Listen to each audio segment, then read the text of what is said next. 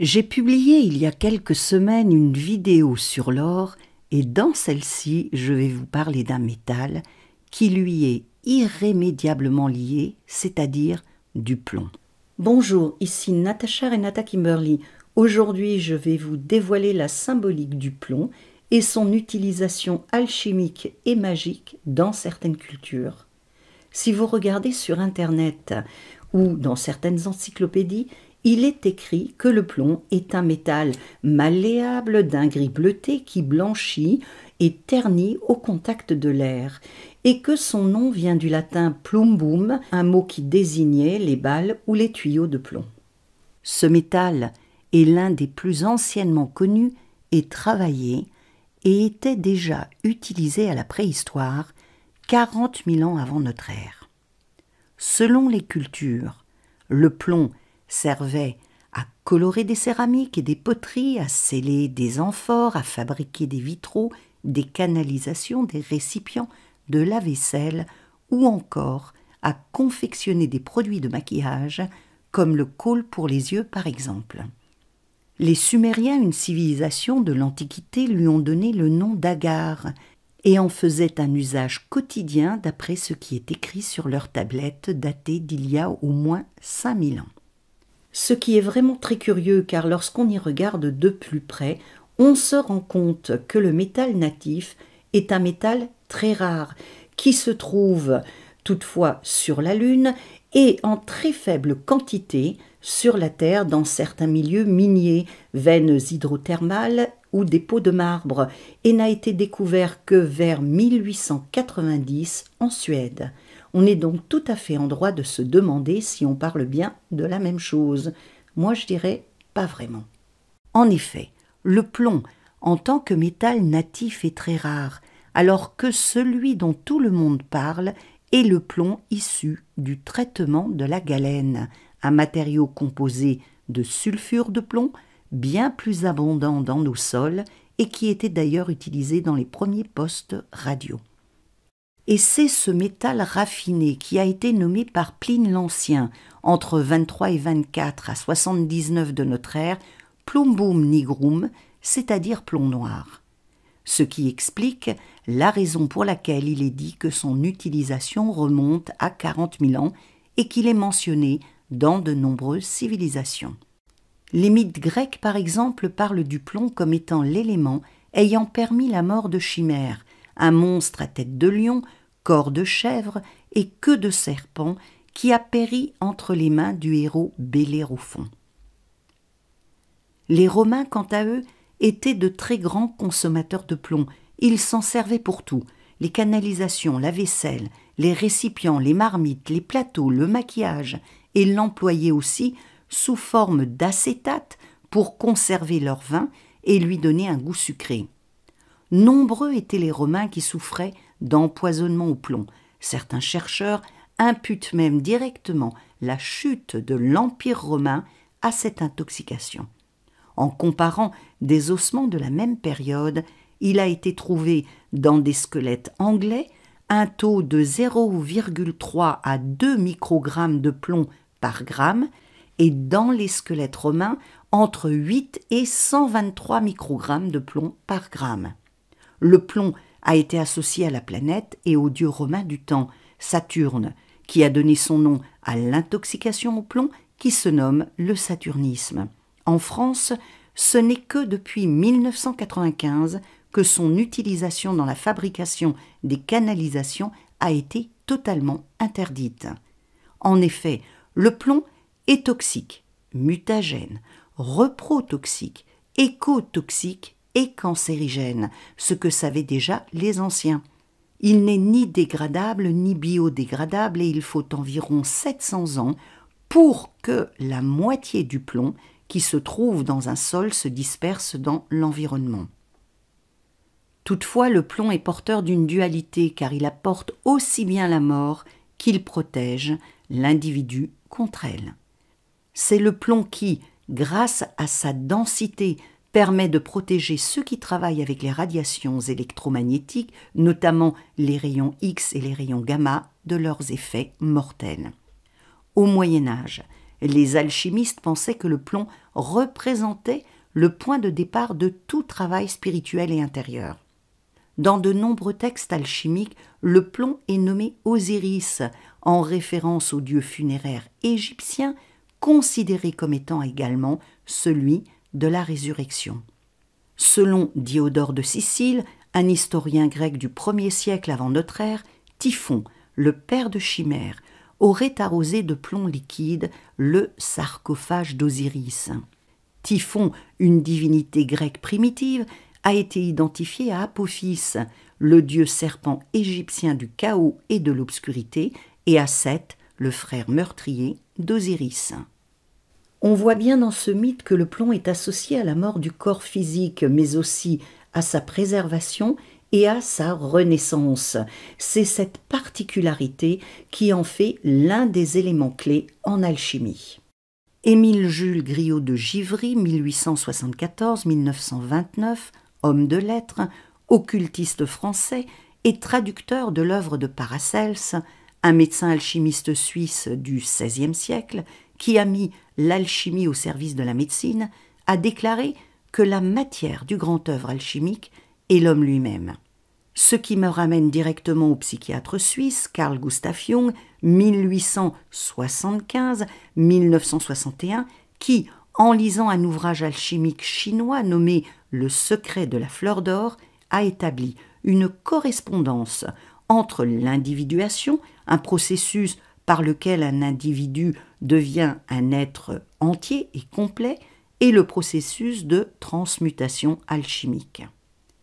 Jung écrit dans Ma vie, souvenirs, rêves et pensées, ce n'est qu'en découvrant l'alchimie que je discernais clairement que l'inconscient est un processus et que les rapports du moi à l'égard de l'inconscient et de ses contenus déclenchent une évolution, voire une métamorphose véritable de la psyché. C'est cette prise de conscience qui a conduit Carl Gustav Jung à un travail d'exploration extrêmement profond qui a duré plusieurs décennies et qui a redonné à l'alchimie toutes ses lettres de noblesse. Une personne qui suit un processus d'individuation, c'est-à-dire qui procède à l'intégration de son ombre, puis à la confrontation avec son anima, la part féminine chez l'homme, ou avec son animus, l'aspect masculin chez la femme, incarne à elle seule le processus alchimique de la transformation du plomb en or. On peut suivre le déroulement de ce processus chez quelqu'un par le biais de ses rêves, de ses rêveries et de ses voyages chamaniques, mais celui-ci se repère également au niveau d'une communauté ou d'une société dans la métamorphose des symboles employés par ces systèmes religieux, artistiques et politiques. La symbolique alchimique de la transformation du plomb en or correspond apparemment à une discipline personnelle. Dans les ouvrages alchimiques, les illustrations qui représentent cette transformation symbolisent l'évolution intérieure d'un individu qui essaie de dépasser sa propre condition pour accéder à son or intérieur. Ce qu'on appelle communément le plomb, un métal vil et ordinaire, symbolise dans le langage alchimique l'homme du commun qui va se transformer au fur et à mesure en or par le biais d'un processus de purification de l'être.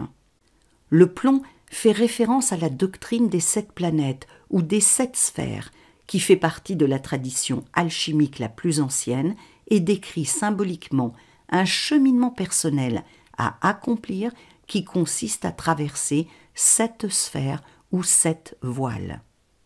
La sphère la plus lourde, la plus dense et la plus amalgamée est représentée par la planète Saturne, qui correspond au plomb et qui contient de façon symbolique les 6 autres planètes et leurs caractéristiques.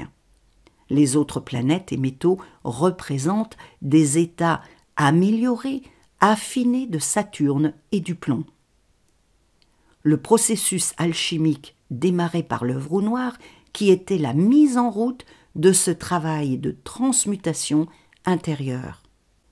Cette œuvre au noir était décrite dans les ouvrages d'alchimie comme étant une prison de ténèbres, gardée par Mercure, qui symbolise l'intellect et l'esprit, lui-même sous la bonne garde de Saturne, en lien avec le plomb et le corps physique.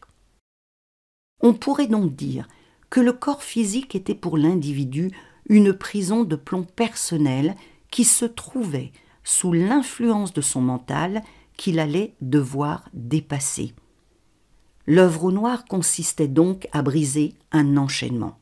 Le devoir de l'alchimiste était d'émanciper son être spirituel intérieur de son individualité figée et incarnée qu'on appelle la persona en langage jungien. Il devait libérer son être non éveillé, prisonnier de lui-même, représenté par le plomb sous la garde de Saturne, afin d'accéder à son principe supérieur et spirituel, à sa véritable nature.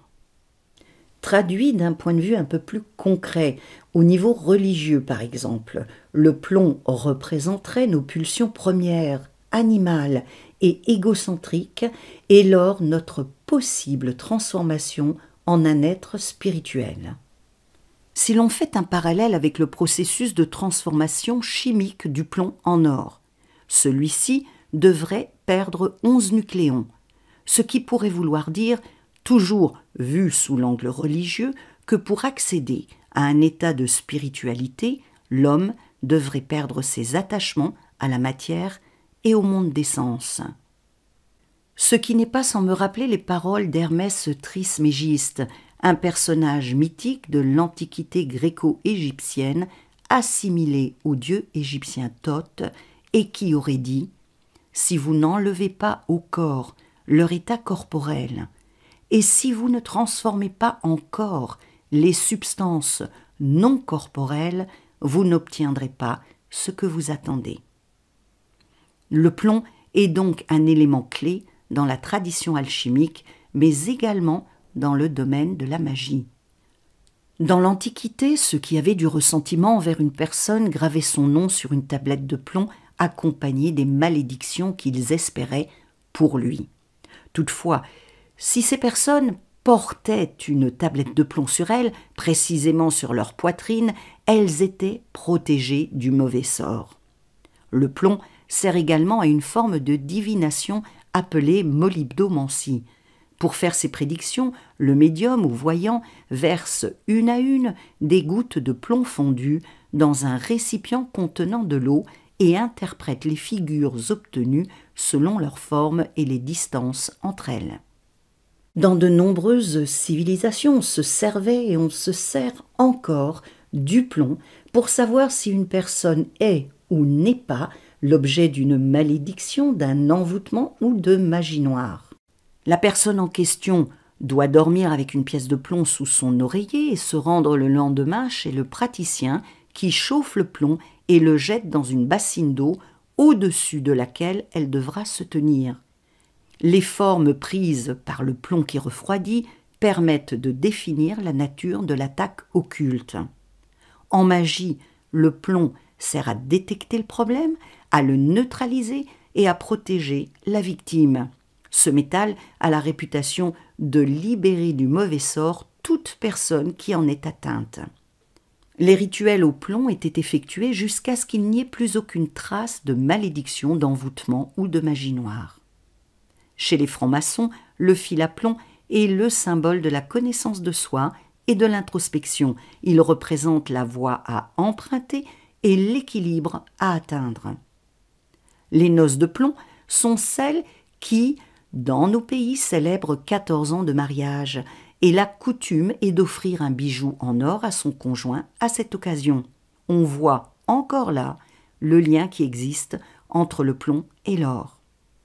En Inde, les soldats avaient pour habitude d'introduire sous leur peau des morceaux de plomb censés les rendre invulnérables. Je dirais qu'ici aussi on retrouve la symbolique du plomb qui navigue entre létalité et protection. Généralement, le plomb symbolise pour beaucoup de personnes la lourdeur, l'oppression, un côté grossier, un manque de finesse, mais il représente également la matière, la terre, la manifestation physique et l'incarnation. Le plomb a de multiples facettes, et si nous souhaitons atteindre un aspect plus fin et spirituel, nous devons en premier intégrer le plomb, car en lui sont contenus tous nos différents aspects. Pour approcher ces facettes enfouies dans le plomb, mais bien présentes, vous pouvez faire un voyage chamanique avec ce métal. Il vous suffira juste de vous connecter à lui en tenant entre vos mains un objet de plomb avant de commencer. Appeler le plomb dans votre vie et voyager avec lui vous permettra de vous ancrer, de percevoir ce qui en vous doit être transmuté et d'entamer tout travail intérieur en étant bien protégé. Si vous souhaitez explorer plus profondément votre nature multiple et solliciter toutes vos ressources pour atteindre vos objectifs, le plomb est le métal qu'il vous faut explorer et que vous pouvez solliciter, car il vous apportera l'aplomb nécessaire et la densité ainsi que la flexibilité dont vous avez besoin pour éviter de perdre pied et d'être laminé par les événements extérieurs. Je vous propose de visionner une autre vidéo dont le lien apparaît maintenant et qui porte sur Carl Gustav Jung dont je vous ai parlé aujourd'hui. Si vous avez envie de vous abonner à mon canal Telegram, vous trouverez le lien sous la vidéo. Rêvons et voyageons ensemble.